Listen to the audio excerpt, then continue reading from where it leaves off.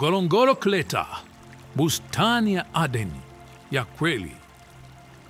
Katika moyo wa Afrika, ndani ya nchi yenye utajiri wa asili na historia, Tanzania, kuna sehemu moja ambayo huenda ikawa bustani ya kwanza ya wanadamu, Ngorongoro Crater.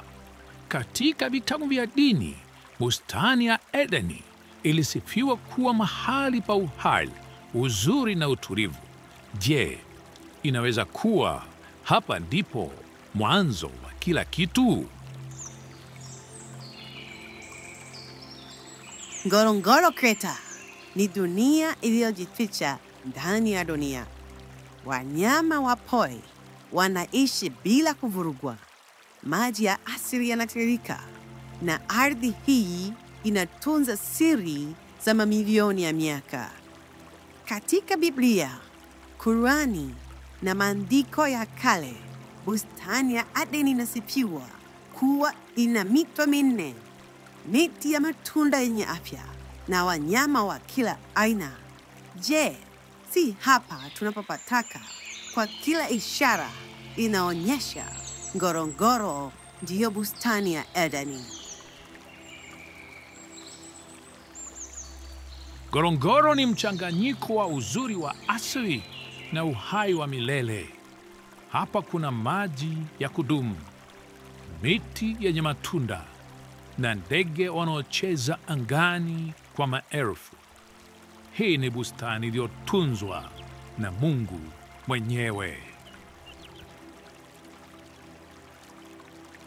Lakini kuna jambo jingine la kushangaza. Ngorongoro haihifadhi wanyama pekee, bali pia urithi wa binadamu. Hapa karibu, katika bonde la Olduvai, Wamasai waligundua mabaki ya binadamu wa kwanza, ikiwa mwanzo wa wanadamu uko Tanzania. Je, si inaweza kuwa kwamba bustani ya kwanza ya wanadamu pia ipo hapa?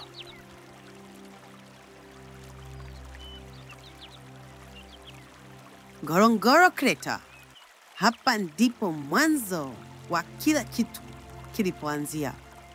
Bustani ya Edeni inaweza isiyo hadithi tu, inaweza kuwa sehemu halisi mahali hapa Tanzania.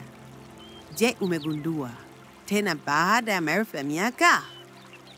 Bustani ya Edeni ndio Ngorongoro Crater. Karibu Tanzania.